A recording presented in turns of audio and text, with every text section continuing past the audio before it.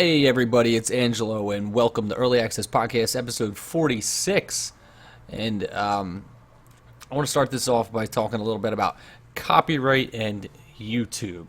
YouTube and you, and video games, and the shit you play.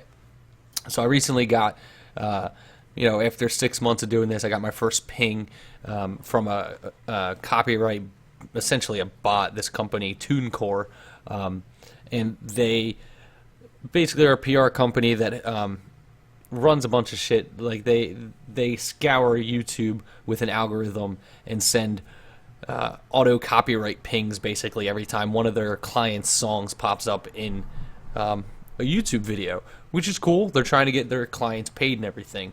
However, what happened was I was playing this game that had I didn't play the song that they were questioning. It was actually the intro, the title song to the game. So it plays for like 5 seconds, and they were like, "We're gonna monetize your video," and I was like, "It's only got 30 views." That's one of the things. It's just like my channel's not that popular because I also pick very small games. That's the whole point. So most of this stuff, I never really thought I would run into this problem, only because of the fact that all the games that I'm playing are pretty indie. Most of the games end up with only like 5 or 6 reviews. I'm just trying to build my own audience to get people to look at these games that normally wouldn't look at them. So when I got pinged for it, I was kind of confused because, as far as I know, the game wasn't a huge success. But, however, they pinged it for copyright. And after doing a little research, I thought it fell under fair use, which apparently is hard to argue, because since it's included in the game and it's still considered a separate copyright. Whoever the person is that owns that title song, whoever created it, they do own the rights to it, even though the publisher or developer had already paid for that game song, and it is called the title song of the game. It still falls under that copyright. It's kind of shitty that they're out there doing this kind of stuff. I understand they want to get paid, but they already got paid by the developer. It's technically fair use. However, I just ended up muting the 5 seconds of the song. YouTube does a good job of actually just taking the song out. You can actually still hear most of my audio over that little chunk of time, but it's a 30-minute video, so it is what it is. It was frustrating because I went back and forth with them, and I was told like, "Oh, we'll take it down," and I'm like, "We'll take the the request down," and I was like, "Okay, cool," and then like it got taken off, and then like a couple days later I got it again, and then the email correspondence back and forth was kind of just shitty. It was just like, nope, it's our client's song, that's it. And I'm like, I'm pretty sure it's fair use. And as I did research, like I said, it's still technically the client's song, like the copyright requirements, but it does fall under fair use, so it's a gray area, which it seems like a lot of this stuff is a gray area. Hopefully I don't run into that problem again. Luckily, I didn't end up with a strike on my YouTube account or anything, but it's just one of those things. But as far as controversy this week, I also wanted to bring up the fact that I actually had to block the first person on my YouTube channel, which is kind of crazy because I only have 120 YouTube followers. However, this person, posted some harassing things on one of my videos, which I didn't appreciate, and he wrote a very, I'm assuming I don't know, this person wrote a very long comment on one of my videos because I post the links on Steam, because I feel like with how small these games are, it's a good way to make sure that the first look videos I do get to the people that actually would like to see them. I understand that like people find it as like, oh, you're like self-promoting and everything, but the way this person went about it, it was just rude, so I just blocked them. I understand he made some comments about how like, oh, I've had this going for 6 months, and all my videos don't have a lot of reviews, and it's of poor quality, and the content's bad. And to each their own. If that's his opinion, that's his opinion. I'm doing this for fun and because I enjoy it, and because I understand that a lot of people don't have money to play all these games, so they want to make sure that they're spending money on stuff that they want to play. I mean, I've spent my money on games that are shitty, so I want to make sure that other people aren't doing the same thing, so I want to give them a quality first look. And if posting those videos to Steam, to the review page with a written review, is wrong, well, fuck that guy. And fuck anybody that has a problem with it, personally. So I just blocked him. I don't need that kind of interactions on my YouTube channel. I'm not popular enough to let the comments go and run wild where I had, tons of fans and followers that would self-regulate, and, that guy would just get buried in comments. So, I just blocked him, and I'll let it be that. It was just frustrating because, I understand that, I don't have a lot of views and everything, and all that nonsense. But, I do what I do because I like it, not for a bunch of people to tell me how great I am or to make tons of money. This is something I'm doing in my spare time. So, like I said, fuck that guy. Sounds like a jealous person to me. But, again, it is his prerogative to be a dickhead. But back to the show, now that I'm done venting about all the shitty things that have happened so far. So the first thing I want to talk about is this game that is on, it's currently going through its Kickstarter campaign. It's this game called Satellite Rush. They reached out to me because I had reviewed their game Chroma Squad, which was I guess you can say it was a Power Rangers inspired RPG. I talked about it a few episodes back, probably quite a while ago, a couple months ago. That game in particular was an RPG where you were making your own Power Rangers style show, so all the RPG elements were built around that. So you'd build the set, you'd build the costumes, which was your characters, items and armor and everything like that. So it was a cool game. I liked it. So I guess I made my way onto their press list, and they are kickstarting this game, and it's called Satellite Rush, and it says it's a sci-fi roguelike shooter, and they equate it to Smash TV and Binding of Isaac. It's really cool. It's a pixel art style game. There's a demo available. I have the first look at the demo on the YouTube channel, and you can also go play the demo yourself if you go to Kickstarter, Satellite Rush, go search it, or there'll be a link in the show notes. You can play the demo yourself. But yeah, it's a pixel art style game where you're a contestant in an alien TV show, and it looks like you have an exploding collar around your neck, and you have to fight your way out to freedom. So it's a little twin stick style shooter. You move around with the left stick. The direction you point on the right stick is how you shoot. And then there's an audience meter. So the better you're doing, I guess the less damage you take and the more attacks you do. Or the more damage you do without taking damage, stuff like that. The audience will approve of you, so you get a little meter and it'll fill up, and then they'll start throwing you weapons. And I think that's it so far in the demo anyway. And if they disapprove and you're not doing good, then they won't give you anything. So it behooves you to play well because the audience will give you better and better weapons. I think it's super awesome. I actually backed it myself, only for $4. But it was something, and I wanted to show my support to the indie developer Chimeric Labs. So go check that out. Go check out the first look and everything. It looks like a really fun game.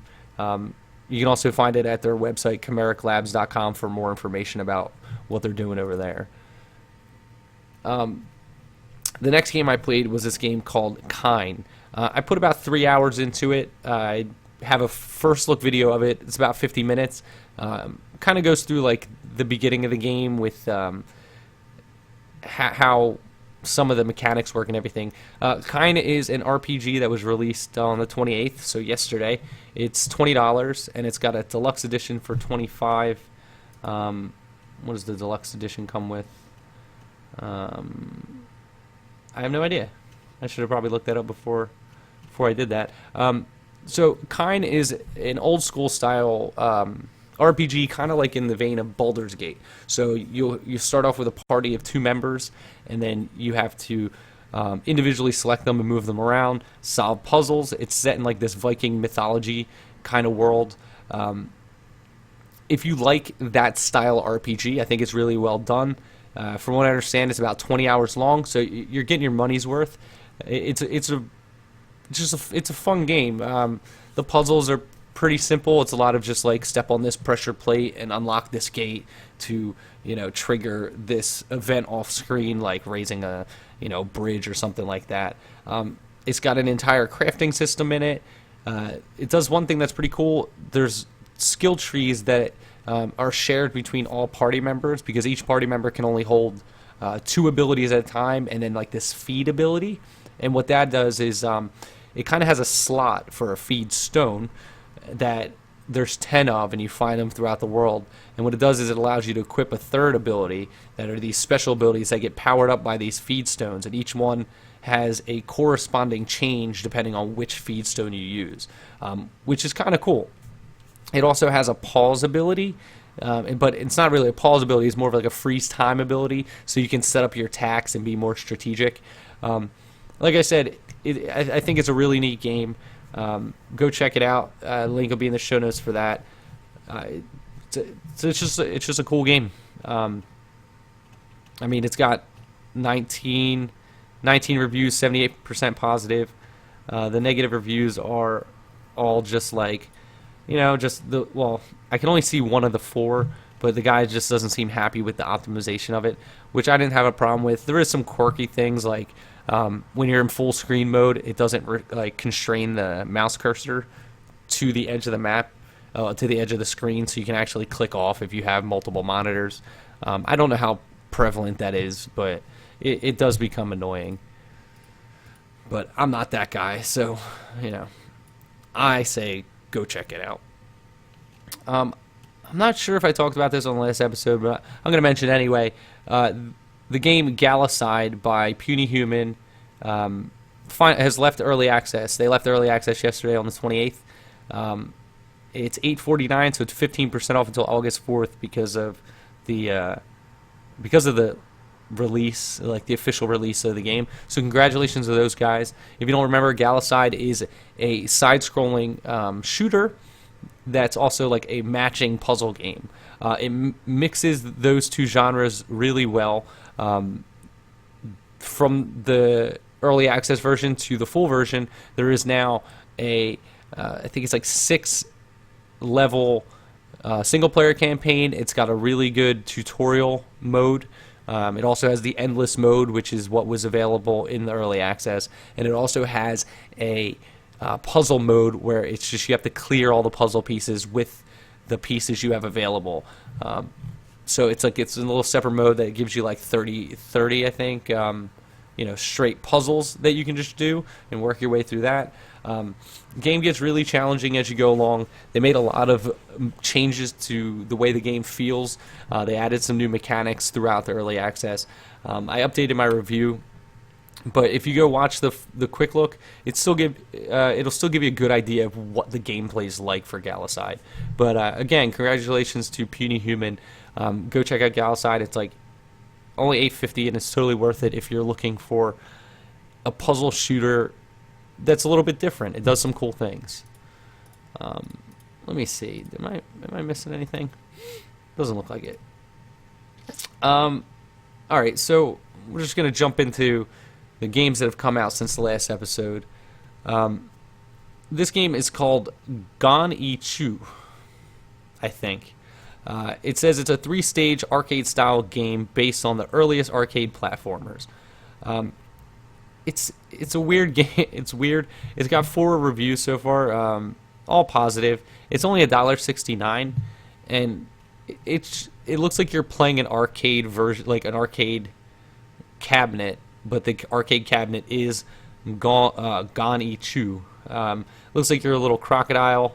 It reminds me of an old Sega platformer, like side-scrolling platformer, think like Bubsy or something. It looks silly, but it's less than $2, so go check it out if you're looking for a fun little platformer. Let's see. We got this game, which actually looks kind of interesting, but I don't know anything about this company. It's Sunside Inc. This game is called Abducted. It's got 2 positive reviews. It's $9 right now. It's usually $10, but it's 10% off. But yeah, it's got 2 positive reviews, and it's an alien exploration, like, action adventure game. I can't tell. Let me scroll through this video a little bit. If it's third person or... I have no idea what the actual gameplay is, or if these are just cutscenes. I was trying to figure it out, but I cannot. So, okay, it is third person. So it's a third person 3D world where you're exploring an alien planet. I don't see if it mentions what engine it's in. It looks good though. It says Radiance. I don't know what that is. But it's an alien abduction goal. It says you're trying to figure out why you were abducted by aliens, obviously, and how to escape. So if the story's cool, it's probably great, and it's less than $10. I would read some of the discussions on the forums before I picked it up. I may try to play it or not. I don't know. I like exploration games really aren't my thing. They get kind of not boring. The story's got to be there for me to be interested. But the art style looks cool. There's an alien in the video that looks really neat. But yeah, $10. Go check it out. Maybe I'll get my hands on it and check it out myself. All right, this game is called Enyo Arcade. It's got 1 positive review. It's $2.50, so it's on sale for 15% off. So it's usually $3. What does the 1 review say? I don't know, but it looks like Metroid actually. So you're playing a little pixel art, side-scrolling platformer game where you're moving back and forth. It's just it looks like a puzzle game shooter, side-scrolling shooter. Yeah, I mean, that's pretty much it. It's a side-scrolling shooter. You're a little guy, you're jumping around, shooting shit. It looks fun, and it's only a couple bucks. I'd be wary of the 1 review. I would go check the discussions again to see if anybody's talking about it and see what everybody else has to say. And I got another platformer here. This one is called Volcanoes. It's also $2.54, 15% off, usually $3. This is made by Fun Infused Games. Has no reviews yet, but this looks like you're playing like a little Indiana Jones style. Kind of looks like Mario, like Mario 2. So, or even the first Mario. More Mario 2 though. So it's a side-scrolling platformer. That's basically it. It's pixel art style side-scrolling platformer where you're dodging. What the fuck is that? It's like a sun with a skull in its face. I don't know. It looks neat though. It's very Super Mario Brothers esque. But it's only $2.50. So how bad could it really be? All right, what do we got here? Chronicon. All right, it's three reviews. It's $9, 10% off. Let's see, Chronicon. So it's an indie RPG, pixel art style. These come out fairly often in the early access program. I don't know if this is made. I don't think it might be. If it's made in like RPG Maker or something. Doesn't say. It's made by Subworld. Let's see, that sounds familiar. Nope, it is not. And it looks like a top-down RPG. I don't know anything about the story. It says, let's see, use the magical device known as the Chronicon to travel into the souls and memories of fallen heroes to relive their grand tales. Epic adventures full of loot and monsters await.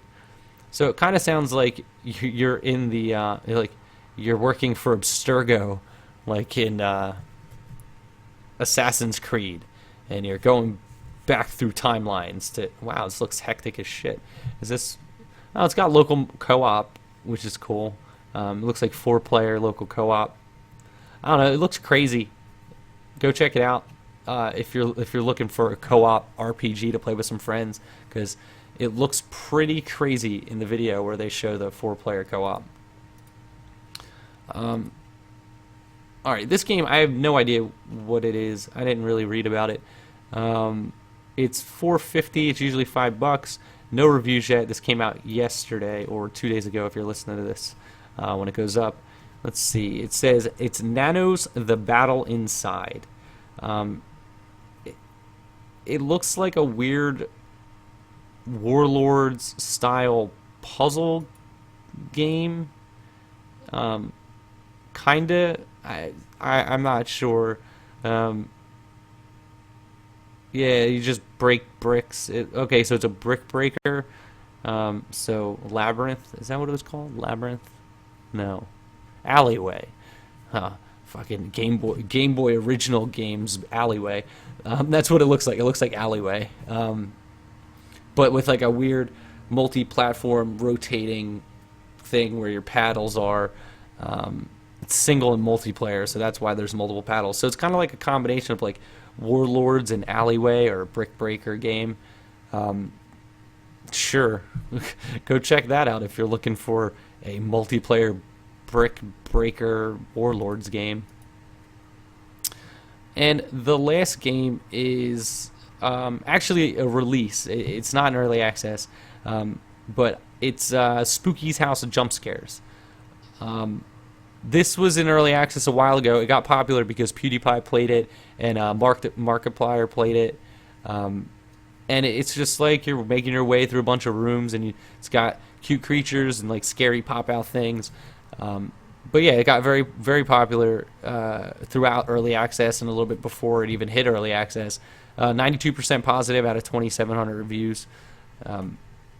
Yeah, it's free to play. That's the other thing. I think up until like launched, it was only up to like the 600th room or something, but now it's free to play, so you can totally go check that out.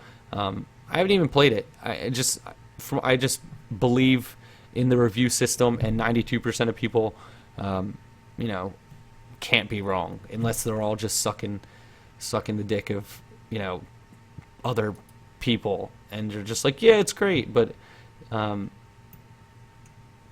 it seems cute. I watched PewDiePie play it, one of his videos, and it looks fun. It just looks silly, and but again, I don't know that it's not really. I don't know if it's a game that you would play by yourself. It seems like something fun that you would do like on live stream or something, where other people can interact with you, or you're making a YouTube video like PewDiePie did. It doesn't seem like that much fun by yourself, but it is free, so go check it out. And that's going to do it for this episode, guys. So I just want to reiterate, go check out Satellite Rush on Kickstarter. The link will be in the show notes for that. Kine came out the other day. Go support that game. It's a pretty awesome RPG. But as usual, guys, just go subscribe to the YouTube channel, youtube.com/earlyaccesspodcast. Yeah, if you're already here, you're already listening to this, click through the Amazon banner, do all that stuff. But thanks for listening, guys, and until next time, I will see you on, this is Thursday, Monday. Have a good weekend.